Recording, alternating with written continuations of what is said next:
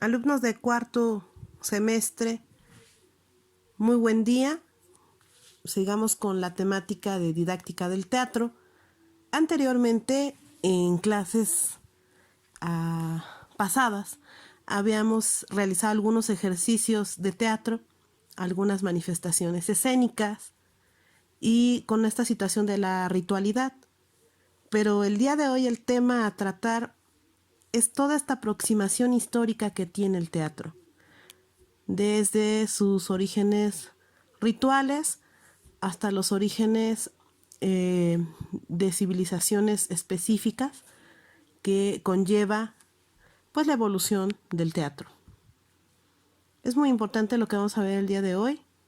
Espero que pongan atención y porque a partir de eso se desarrollarán las siguientes actividades.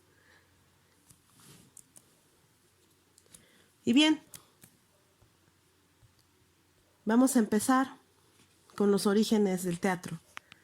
Para muchas civilizaciones, o para la historia en sí, el teatro griego es el origen o la cuna del teatro en el mundo.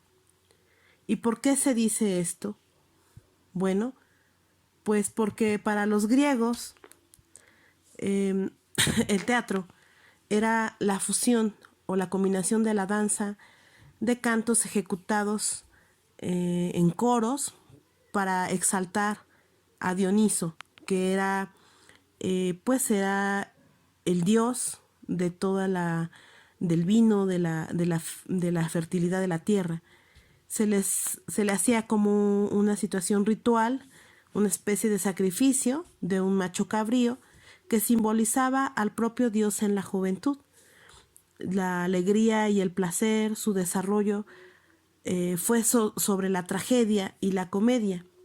Y después, a su vez, vinieron otras formas de expresión, aparte del mismo teatro, que es la mima y la pantomima. Hay un personaje muy importante que está considerado como el padre del teatro occidental. Su nombre es Tespis, del 535 antes de Cristo.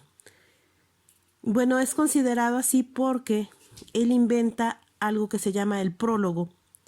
Crea al actor separado del coro, hace la realización de una máscara.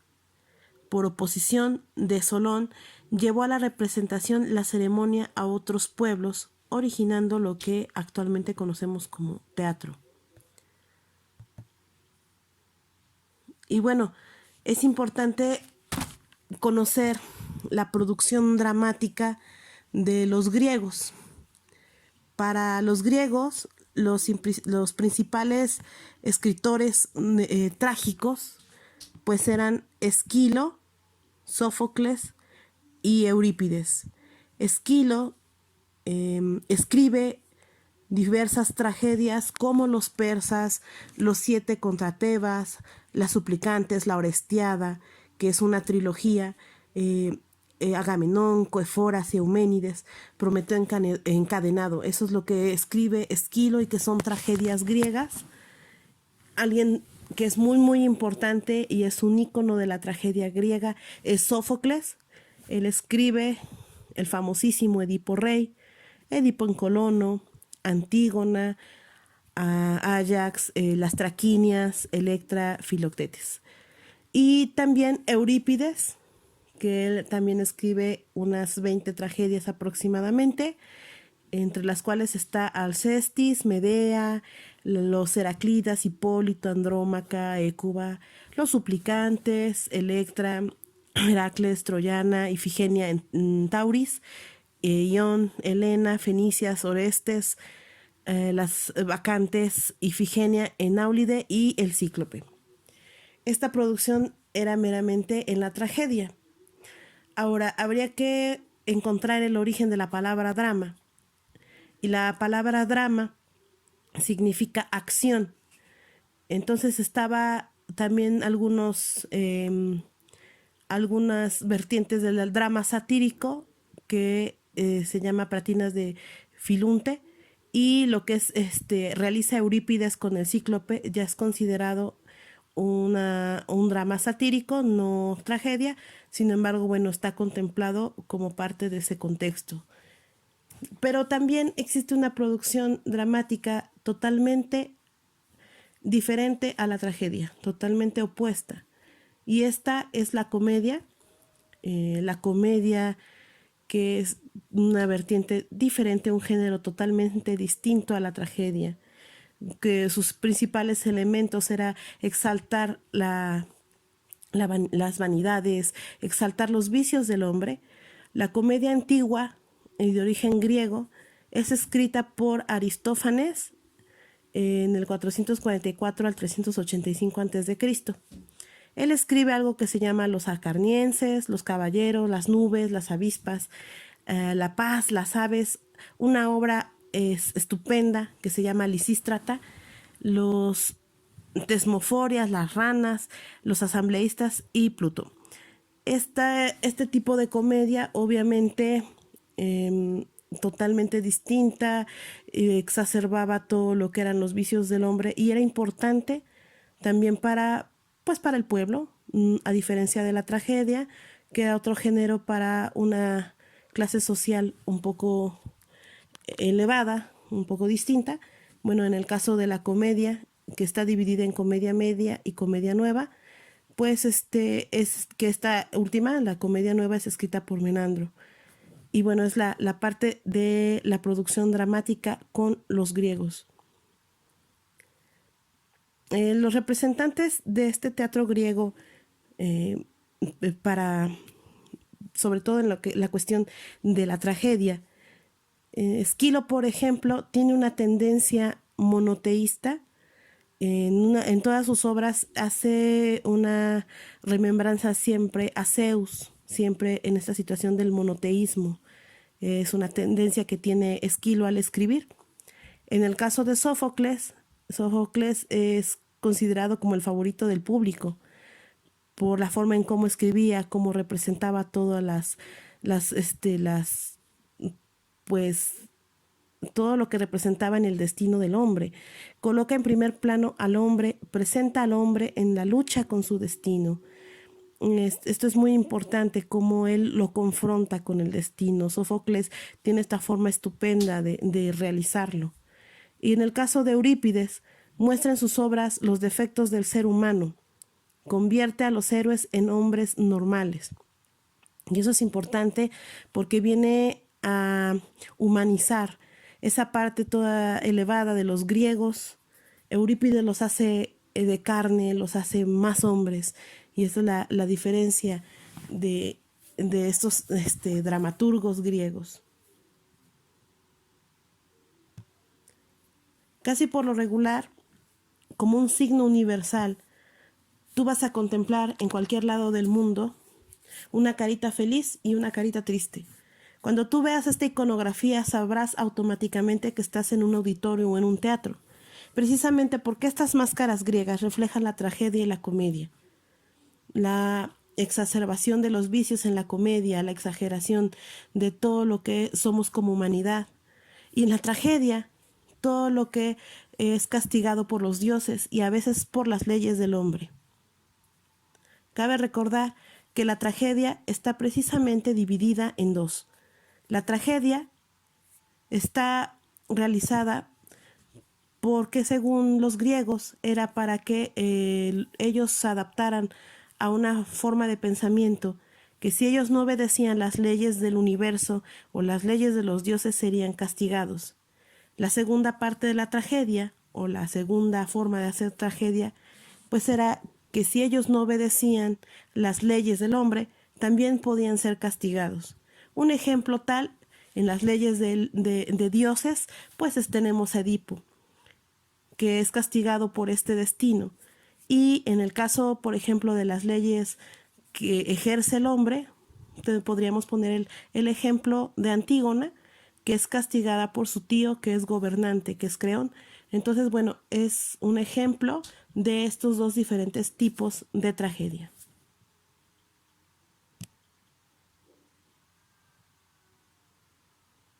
Cabe mencionar que el actor es un personaje, es un factor de cambio, es el artista. Acuérdense que para Aristóteles, por ejemplo, la tragedia era muy fundamental, era muy importante, porque las personas que estaban en el público llegaban a la catarsis por medio de estas tragedias, llegaban a esa especie de purificación por medio de estas tragedias. Entonces, por eso actualmente nosotros llegamos a experimentar una catarsis cuando escuchamos una canción, vemos una película, vemos una obra de teatro o una pintura, nos conmueve tanto, nos llena de purificación, de benevolencia, y es experimentar esa purificación, esa catarsis. Por eso es importante. La representación de la estructura de un teatro griego es como la de la imagen. Está estructurada de tal forma que, de hecho, hasta la actualidad algunos todavía toman este tipo de estructura para hacer o realizar un teatro. Algo que se llama el koilón, que es la parte que queda en la parte de hasta atrás, el kerkis, el diasoma, que es parte de la estructura de un teatro, como la parte de las gradas, toda la parte donde la gente se sienta, el párodos, que son pues ahora lo que serían nuestras piernas, nuestras entradas, nuestras salidas, donde pueden encontrarse los actores para entrar a escena. El proskenion, que es el proscenio actualmente, es donde el actor se ubica al borde del escenario para tener contacto con su público, la mayoría de las veces cuando se representa un monólogo, por lo regular, o un soliloquio. El esqueno, obviamente, es la escena, el lugar donde se desarrolla toda la acción. Y había un pequeño círculo en la parte de abajo, antes de llegar a las gradas, que era lo que era la orquesta, que actualmente algunos todavía lo conservan, y precisamente se pone la parte de la orquesta, la parte de la música, en cuanto se llega a realizar una obra en vivo, con música en vivo.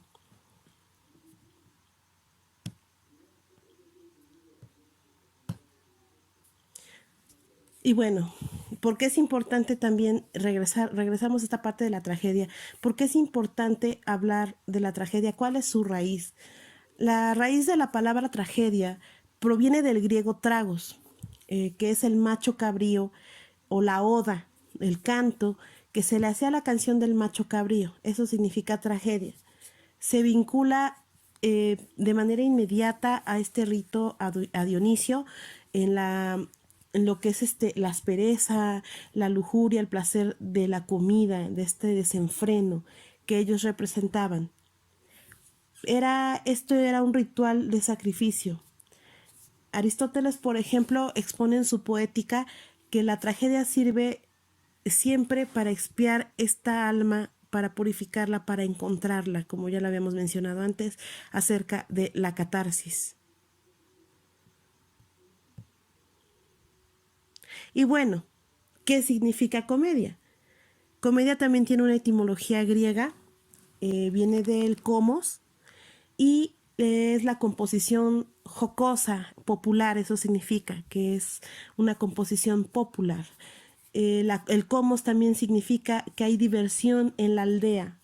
Es una oda o un himno o un canto que literalmente es un canto alegre, es un canto jocoso, es con mucha algarabía, con mucha diversión con todo esto. Por eso la palabra comedia es diferente su significado, y obviamente también pues es diferente el género, cómo está compuesta. ¿Y cuál sería la comparación entre la tragedia y la comedia? Obviamente, a lo largo de la historia, la tragedia y la comedia van a sufrir algunas diferencias, algunos cambios. Sin embargo, en su origen, la tragedia es un estilo elevado, es un estilo solemne. Su tema es mitológico, es histórico. El héroe de estirpe debe de ser divino, su héroe principal. Obviamente este tipo de género pues pierde fama en Roma, cuando prevalece prevalencia de tragedia, coturnata le llaman. Y bueno, en el caso de la comedia, pues su estilo es coloquial, son temas muy cotidianos. Los héroes es gente del pueblo. Esto yo creo que es por eso que también los griegos se identificaron mucho con esto, porque los héroes era gente de campo, era gente común y corriente. Por eso también se identificaron mucho. Había una gran fama, prevalecían las comedias de tema griego en todos lados, proliferaban los elementos fantásticos, obscenos, muy obscenos. Hay personajes tipo, hay personajes que ahora, por ejemplo, nosotros le podemos llamar arquetipo también, que son personajes ya construidos, como el inteligente, el borracho, el tonto, el amable. Sí, ya son personajes que ya tienen, ya están formados, ya hay un arquetipo. Ahora brevemente vamos a hablar del teatro medieval. Obviamente pasa un proceso largo, lo que es el periodo bizantino, y después viene el teatro medieval. Realmente el teatro medieval es un poquito pesado, sin embargo lo vamos a explicar de manera sencilla. El teatro medieval está vinculado al culto religioso. Comenzó en las iglesias representando los momentos litúrgicos más importantes. Las autoridades eclesiásticas se ayudaron del teatro para divulgar las historias de la Biblia, los valores del cristianismo. El único fragmento que se conserva en castellano es el Auto de los Reyes Magos del siglo XVII. Y me detengo aquí tantito, porque es tan importante el teatro que se hace en la época medieval, porque era un medio evangelizador para transmitir esta ideología del cristianismo. Era importante difundirlo, era importante prevalecerlo. Y obviamente lo que acabamos de mencionar, por ejemplo, el Auto de los Reyes Magos, todavía en nuestra actualidad esto se sigue representando y se sigue llevando a cabo en muchas iglesias, inclusive del estado de Puebla. Lo hemos visto, yo lo he visto muy cerca. Los niños llegan a la celebración, se hace una celebración eucarística y ellos celebran esta parte de los Reyes Magos, ¿no? La manifestación, la epifanía. Pero que es importante ver de dónde viene, bueno, pues es una situación meramente religiosa, es de origen medieval y bueno, esto es lo que estamos escuchando. Ahora, ¿cómo se da? Por trascendencia de tiempo. Bien, tenemos que, mencionábamos, algunos autores dicen que el teatro griego es el origen del teatro universal, aunque hay otros autores que contradicen esta tesis diciendo que el teatro se ha dado en muchos lugares al mismo tiempo, en diferentes momentos, simplemente que el teatro es una manifestación artística del hombre. Y después del teatro griego viene el teatro romano, que es muy parecido al teatro griego con algunas diferencias. Viene el teatro medieval. Después del teatro medieval viene un momento de esplendor, no nada más para el teatro, no nada más para las artes, sino para el hombre, porque viene el teatro del Renacimiento, el teatro renacentista. Después vendrá el teatro del siglo XVIII, que es muy importante todo el proceso de la Ilustración, todo el proceso de la Revolución Francesa, todo lo que se va dando es importante también para la transformación de pensamiento y del teatro en sí. Después viene el teatro del siglo XIX y por último el teatro del siglo XX, que también lo vamos a contemplar dentro del programa. Bueno, pues por aquí esto así que sería todo por hoy. Espero contar con su apoyo. De verdad deseo que esta contingencia termine pronto y espero que pues argumenten muy bien sus tareas. Muchas gracias por haber escuchado. Les mando un abrazo. Cuídense mucho, mucha salud y espero sus trabajos. Voy a subir a plataforma. Todo esto voy a dar un tiempo límite, pero espero que lo realicen. Cualquier duda, para eso estamos. Muchísimas gracias. Su servidora, Sandra Cruz. Hasta la próxima.